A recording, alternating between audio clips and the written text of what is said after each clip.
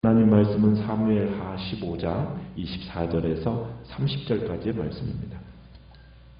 사무엘하 15장 24절에서 30절입니다.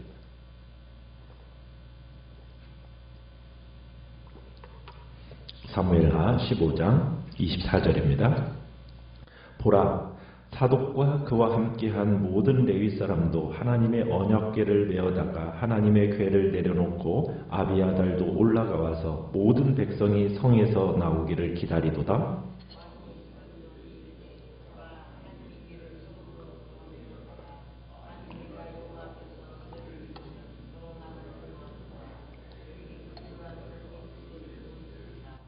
그러나 그가 이와 같이 말씀하시기를 내가 너를 기뻐하지 아니한다 하시면 종이 여기 있사오니 선히 여기시는 대로 내게 행하시옵소서 하리라.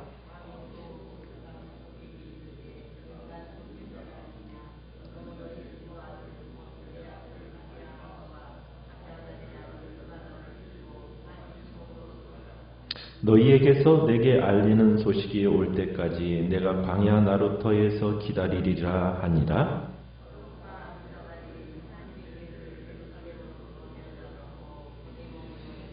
같이 있습니다. 다윗이 감난산 길로 올라갈 때에 그의 머리를 그가 가리고 맨발로 울며 가고 그와 함께 가는 모든 백성들도 각각 자기의 머리를 가리고 울며 올라가니라. 아멘.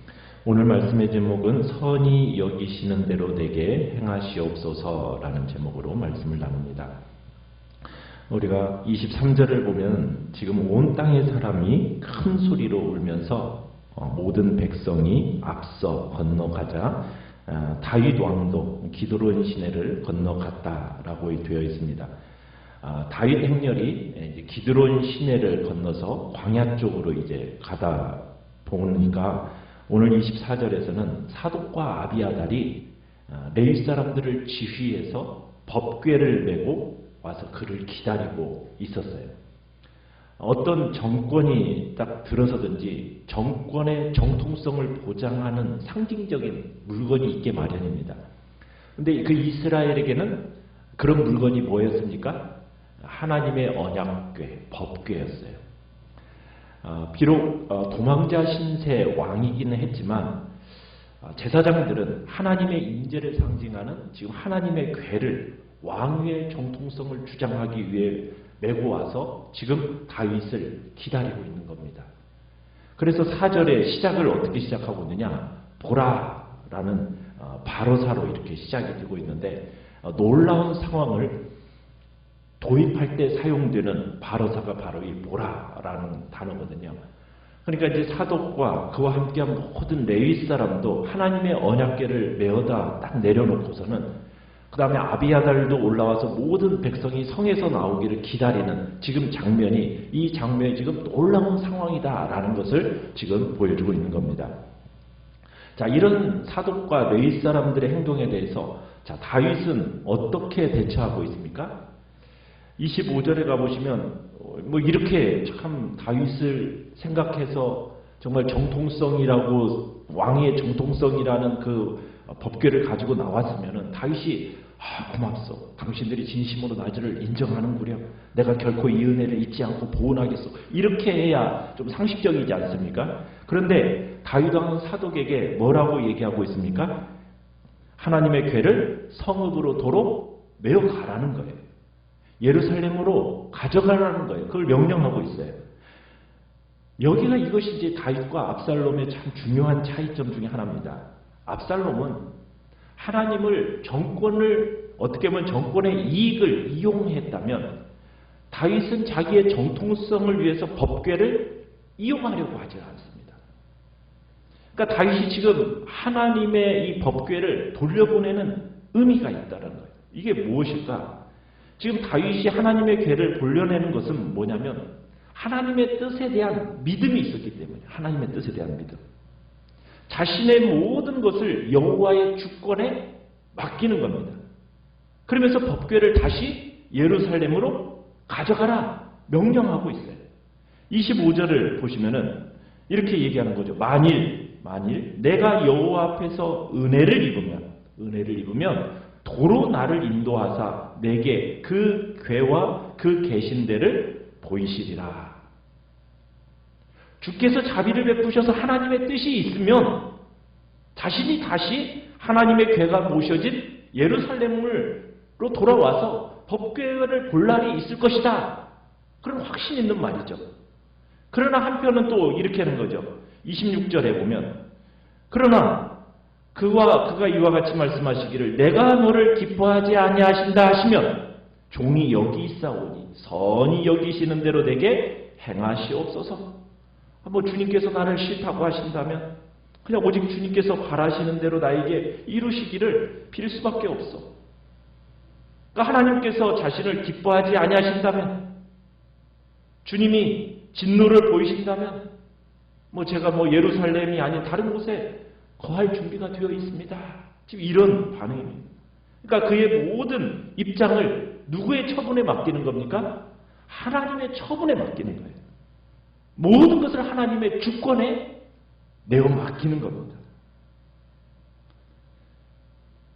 지금 이것은 하나님이 나를 기뻐 받으시고 내 문제는 누구에게만이 답이 있다? 하나님만이 답이 되어 주십시오. 지금 이 얘기를 하고 있는 겁니다. 내 소원을 들어줄 수 없더라도 저는 이거 감수하겠습니다. 하나님이 답해 주시지 않는다면 다른 데에는 답이 없습니다. 이런 고백이에요. 하나님만이 나라는 존재와 인생의 유일한 해결이요 정답이다. 이것을 지금 고백하고 있는 거죠. 하나님 이외에는 제가 어디 다른 데서 대안을 구할 데가 없습니다.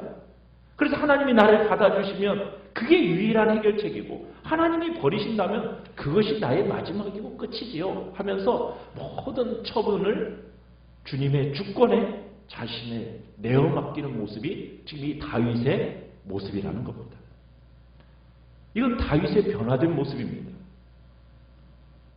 법궤를 다윗이 딱 봤을 때 막 기뻐했고, 그래 법궤가 나와 함께 있으니 여호와 하나님이 분명히 나 자신을 보호하실 것이고 회복시킬 거다 이렇게 생각할 수 있잖아요. 그런데 그렇게 하지 않아요. 그런 신앙이 아닌 거예요. 하나님의 법궤라는 것을 자신의 재앙을 면하게 해주거나 불확실한 미래를 확실하게 해주는 그런 데 사용하는 수단이 아니다라는 것을 다윗은 깨닫고 있는 겁니다. 법궤가 중요한 게 아니라 누구에게? 오직 하나님. 그 하나님 한 분을 딱 붙들고 있는 거죠. 다윗은 언젠가 하나님이 자기에게 자비를 베푸신다면 언제든지 자신이 다시 법궤로 나아갈지언정 법궤가 내게로 와서 내가 그것을 도구로 수단으로 사용해서는 안 된다. 이게 다윗의 마음인 겁니다. 우리는 사무엘상 4장에서 이와 대조되는 사건을 만났었어요. 엘리가 제사장으로 있던 시대에 이스라엘 백성들이 법궤를 괴짝처럼 취급했던 아주 매우 치욕스럽고 부끄러운 그 경험이 있었어요. 블레셋과의 전투에서 이스라엘이 패하니까 이스라엘 장로들이 국리 끝에 어떤 생각을 하게 됩니까? 실로에 있는 법궤 모셔다가 전쟁에서 승리하기 위해서 사용했어요. 그 전쟁에서 어떻게 됐죠? 패하고 그 법궤마저도 빼앗겨버렸어요. 법궤를 뭘 취급한 겁니까? 이게 부적처럼 취급한 거예요. 그죠? 자신에게 무슨 승리를 가져다 주는 어떤 부적처럼 법궤를 취급한 거예요. 그런데 오늘 다윗은 이런 사고를 초월하면서 지금 고백하는 모습을 보는 거예요. 법궤를 그런 식으로 이용하려는 것을 거절하는 겁니다. 신앙이라는 이름으로 하나님을 조작하려 들지를 않는 거예요. 하나님의 주권, 그분의 주권에 온전히 내어 맡기는 거죠. 이 모습에서 밧세바 사건 이후로 쇠퇴하고 있던 다윗의 신앙이 다시 회복되고 있다는 것을 암시하고 있는 내용입니다. 어떻게 보면 자신이 죽을 수도 있는 위기 앞에서 막 분노하고 절망하는, 하나님을 원망하는 그런 자리에 가기보다 하나님의 뜻을 구하면서 하나님의 주권에 자신을 온전히 내어 맡기며 나아가는 이 삶이 다윗의 인생에 있어서 참 신앙의 복된 모습이라는 것을 우리가 보게 되는 겁니다. 우리가 하나님을 믿고 신앙생활을 할 때 어떻게 보면 종교라는 것을 수단처럼 사용한다면 그건 샤머니즘입니다. 그것은 우리 기독교 신앙이 아니에요. 기독교는 그런 차원에서 얼마든지 샤머니즘이 될 수도 있고 기복주의가 될 수 있는 종교가 될 수가 있어요. 그러나 우리는 하나님을, 예수님을, 십자가를 그렇게 이용하는 것을 거절해야 됩니다. 다윗처럼 거절해야 돼요. 법궤를 갖다 두라. 이 말에서 우리는 다윗의 깊은 영성을 만날 수 있는 거죠. 하나님의 계획이 있으시다면 나를 법궤가 있는 쪽으로 다시 돌아오게 하실 것이다.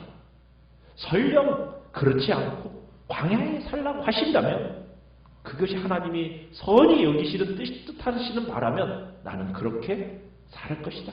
그게 하나님의 뜻일진데 내가 순종하겠다. 이게 지금 다윗의 고백인 겁니다.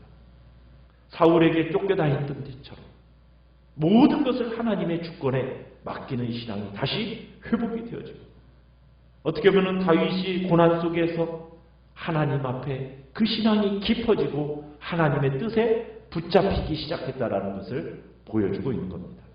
그래서 이 하나님의 법궤가 다시 예루살렘으로 되돌아가요. 다윗은 예루살렘으로 법궤를 메고 돌아갈 제사장들에게는 실질적인 도움을 요청합니다. 27절에 가보면 돌아갈 때 그들의 아들 아히마스 그리고 아비아달의 아들 요나단을 연락병으로 이제 데려가라고 합니다. 그리고선 예루살렘에서 일어나는 일들을 이제 이들을 통해서 듣고자 하는 거예요. 그리고는 사독에게는 뭐라고 얘기하냐면 예루살렘 성 안에 머물면서 사태 추이를 이렇게 지켜보면서 종합적으로 판단해서 자신을 자문해달라고 요청을 합니다. 위기의 순간 속에서도요. 하나님 앞에 자비를 구하는 신앙이 있으면서 그냥 그걸로 끝내는 게 아니라 어떻게 하고 있습니까? 신속하고 또 지혜롭게 일처리하는 능력을 동시에 보여주고 있는 것이 지금 또한 다윗의 모습이에요. 그러니까 다윗은 압살롬의 이 동태를 상세하게 알려줄 수 있는 스파이를 압살롬의 등잔 밑에다 딱 심어 놓는 겁니다. 그리고는 다윗 자신은 28절에 보면 예루살렘에 돌아간 사독과 아비아달의 그 첩보가 도달할 때까지는 어디에 머물러 있겠다고 합니까? 광야 나루터에서 기다리겠다고 말하고 있습니다. 그러면서 29절에 사독과 아비아달이 하나님의 궤를 예루살렘으로 도로 메어다 놓고 거기서 머무르게 되죠. 30절은 다시 한번 다윗의 그 처량한 피난길을 부각시키고 있습니다. 다윗이 감람산길로 올라갈 때 머리를 가리고 그리고 맨발로 울면서 올라갔다고 그래요. 참 권자를 잃어버리고 피난길을 따라 나서는 참 이 행렬이 얼마나 기가 막혔겠어요. 참 고난당하는 자의 모습에 떠나는 길을 이렇게 보여주고 있는 겁니다. 참 패권을 휘두르던 다윗이 아들 압살롬에게 쫓겨서 반역당해서 초라한 몰골로 참 피난가는 그 모습 속에서 권력이라는 것이 얼마나 무상한 것인가 이것을 또한 보여주고 있는 것입니다. 그래서 그와 함께하는 모든 사람도 슬픈 모습으로 그를 따라가고 있다는 모습으로 이렇게 마무리를 짓고 있어요. 우리는 모든 사건 속에서 그 사건이 일어나게 된 원인이 있습니다. 그런데 또한 감추어져 있는 하나님의 뜻이 있어요. 우리는 우리의 삶에 있어서 하나님의 주권을 인정해야 됩니다. 하나님의 주권을 인정한다는 것은 내가 원하는 대로 그리고 하나님을 이용해서 수단화하는 그런 자세가 아니라 선히 여기시는 대로 하나님 행하시옵소서. 이 마음으로 모든 주권을 하나님 앞에 내어 맡기고 그렇다고 해서 안일한 삶을 살아가는 게 아니라 그와 함께 또 어떻게 해요? 책임 있게 주님 앞에서 또한 살아가는 모습이 우리의 또한 삶인 것이죠. 우리가 살아가는 이 삶 속에 정말 고난과 고통 중에서 하나님의 뜻을 먼저 구하면서 나의 삶의 모든 것을 주관하시는 그 하나님을 인정하는 그런 복된 신앙인으로서 우리 모두가 서게 되기를 간절히 바랍니다. 말씀을 생각하면서 기도하시고요. 연약한 우리의 지체들을 위해서 기도해 주시기 바랍니다. 기도해 주시기 바랍니다.